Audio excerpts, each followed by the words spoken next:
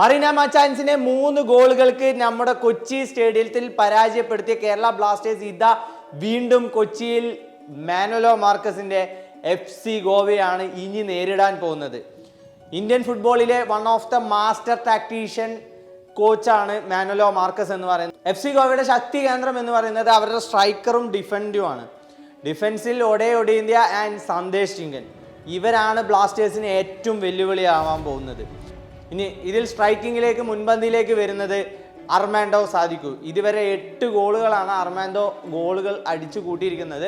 എന്തായാലും ഇതിൽ എടുത്തു പറയേണ്ട മറ്റൊരു കാര്യം എന്ന് പറയുന്നത് അവരുടെ അറ്റാക്കിംഗ് മിഡ്ഫീൽഡറായി കളിച്ചുകൊണ്ടിരിക്കുന്ന ഇഗാർ ഗ്യാരന്റീന. ഈ ഒരു താരത്തെ വാച്ച് ഔട്ട് ചെയ്യുക തന്നെ വേണം. കാരണം ബോളുകൾ റീബൗണ്ട് വന്നു കഴിഞ്ഞാൽ ഒറ്റ ഷോട്ട് അത് നേരെ വലയിലേക്കാണ് പോകുന്നത്. അപ്പോൾ തീർച്ചയായിട്ടും ഈ ഒരു താരത്തെ മാർക്ക് ചെയ്യേണ്ടത് നമ്മുടെ ഡിഫെൻസീവ് മിഡിനാണ്. ആ ഒരു ചുമതല നമ്മൾ നല്ല രീതിയിൽ കൈകാര്യം ചെയ്യേണ്ടതാണ്.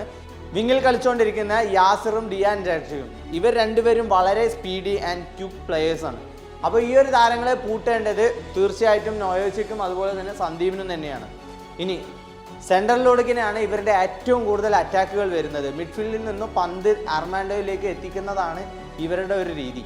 ഇനി മറിച്ച് കേരള ബ്ലാസ്റ്റേഴ്സ് ആവട്ടെ കഴിഞ്ഞൊരു മത്സരത്തിൽ ഗ്രൗണ്ട് ബോളുകൾ കളിച്ചുകൊണ്ട് മുന്നേറിയതിൽ നിന്നും അവർക്ക് നല്ലൊരു താളം കണ്ടെത്തിയിട്ടുണ്ട്. കഴിഞ്ഞൊരു ലൈനപ്പിന് അതേപോലെ തന്നെ ഇറക്കുന്നതാണ് ഞാൻ പ്രതീക്ഷിക്കുന്നത്. അതുപോലെ തന്നെ ഈ ഒരു മത്സരത്തിലേക്ക് നോക്കുകയാണെങ്കിൽ മിഡ്ഫീൽഡിലെ മത്സരങ്ങളിലേക്കാൾ ഏറ്റവും കൂടുതലും ഡിഫൻസ് വളരെ സ്ട്രോങ് ആയി നിൽക്കണം എന്നുള്ളത് തന്നെയാണ്. കാരണം തുടരെയുള്ള അറ്റാക്കുകളാണ് ഗോവയെ അപകടകാരികളാക്കുന്നത്. അതിലെടുത്ത് പറയേണ്ടത് അവരുടെ സൈലന്റ് കില്ലറായിക്കൊണ്ട് കളിക്കുന്ന കാൾമെക്കും അതുപോലെ തന്നെ റൗളിൻ ബോർജസും. ഈ 2 താരങ്ങളും ഡിഫൻസീവ് മിഡ് ആണെങ്കിൽ പോലും പലപ്പോഴായും അവർ അറ്റാക്കിങ്ങിലേക്ക് വരുന്ന രീതി കണ്ടിട്ടുണ്ട്. അപ്പോൾ തീർച്ചയായിട്ടും നമ്മുടെ മിഡ്ഫീൽഡേഴ്സിന് ഇവരെ തടഞ്ഞിടേണ്ടത് വളരെ ഇമ്പോർട്ടൻ്റ് ആണ്. ആൻഡ് എടുത്തു പറയേണ്ട മറ്റൊരു കാര്യം എന്ന് പറയുന്നത് ബ്ലാസ്റ്റേഴ്സിൻ്റെ റൈറ്റ് വിങ്ങിലൂടെയാണ് ഏറ്റവും കൂടുതൽ അറ്റാക്കുകൾ വരുന്നത്. അതിലെടുത്ത് പറയേണ്ടത് കൊറോസിംഗ് എന്ന് പറയുന്ന നമ്മുടെ റൈറ്റ് വിങ്ങറെ തന്നെയാണ്.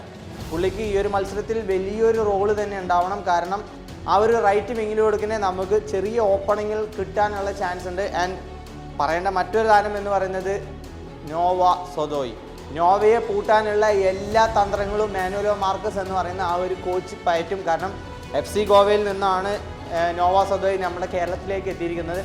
പുള്ളി എത്രത്തോളം അപകടകാരിയാണ് എന്നുള്ളത് വ്യക്തമായ അറിവുള്ള ഒരാൾ എന്ന് പറയുന്നതാണ് മാനുവലോ മാർക്കസ്. സോ പുള്ളിയെ പൂട്ടാനുള്ള എല്ലാ പഴുതുകളും പുള്ളി പയറ്റും. അപ്പോൾ തീർച്ചയായിട്ടും ഒരു ടഫ് ഗെയിം തന്നെയായിരിക്കും നോവ സൊദോയ്ക്ക് ഉണ്ടാവുക. അവിടെ ഫ്രീ മാനായി കളിക്കേണ്ടത് നമ്മുടെ അഡ്രിയാൻ ലൂണയാണ്. ലൂണയുടെ ഫുൾ എഫേർട്ടും ഈ ഒരു മത്സരത്തിൽ കാണണം. അതുപോലെ തന്നെ എയ്മനും അസറും രണ്ടുപേരും പരിക്കിൽ നിന്ന് മുക്തരായി ഇപ്പോൾ ടീമിലേക്ക് റീജോയിൻ ചെയ്തിട്ടുണ്ട്. അപ്പോൾ പുള്ളിയെയും അവിടെ ഫസ്റ്റ് 11ലേക്ക് കൊണ്ടുവരാനുള്ള സാധ്യതകൾ ഞാൻ കാണുന്നുണ്ട്.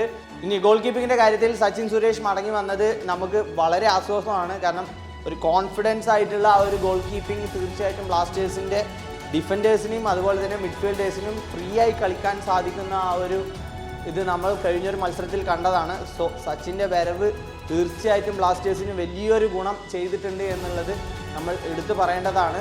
അപ്പോൾ എന്തായാലും ഇത്രയും കാര്യങ്ങൾ മാത്രമേ ഉള്ളൂ. ലൈനപ്പിൽ വലിയ മാറ്റങ്ങളൊന്നും ഞാൻ പ്രതീക്ഷിക്കുന്നില്ല. കഴിഞ്ഞൊരു മത്സരത്തിൻ്റെ അതേ ലൈനപ്പ് തന്നെ തുടങ്ങുക. സെക്കൻഡ് ഹാഫിലേക്ക് ക്വാമി പെപ്രയെയും അതുപോലെ തന്നെ അസറിനെയും സബ്സ്റ്റിറ്റ്യൂട്ട് ചെയ്ത് കൊണ്ടുവന്നുകൊണ്ട് ആ ഒരു അറ്റാക്കിംഗ് ബിൽഡ് ചെയ്തുകൊണ്ടുള്ള ഒരു പ്രിഡിക്ഷനാണ് ഞാൻ നടത്തുന്നത്. അപ്പോൾ എന്തായാലും നിങ്ങളുടെ അഭിപ്രായങ്ങൾ താഴെ കമൻറ്റ് ചെയ്യുക. അതുപോലെ തന്നെ വീഡിയോ ഇഷ്ടപ്പെട്ടതെന്ന് വിചാരിക്കുന്നു. വീഡിയോ ഇഷ്ടപ്പെട്ടാൽ ലൈക്ക് ചെയ്യാനും ഷെയർ ചെയ്യാനും സബ്സ്ക്രൈബ് ചെയ്യാനും മറക്കരുത്. നമ്മൾ 20K സബ്സ്ക്രൈബേഴ്സിലേക്ക് പോവുകയാണ്. എല്ലാവരും സബ്സ്ക്രൈബ് ചെയ്ത് സപ്പോർട്ട് ചെയ്യുക. അപ്പോൾ നമുക്ക് വീണ്ടും അടുത്തൊരു വീഡിയോ കാണുന്നതായിരിക്കും. ഇറ്റ്സ് മിസ് വെയിൽ സൈനിങ് ഔട്ട്.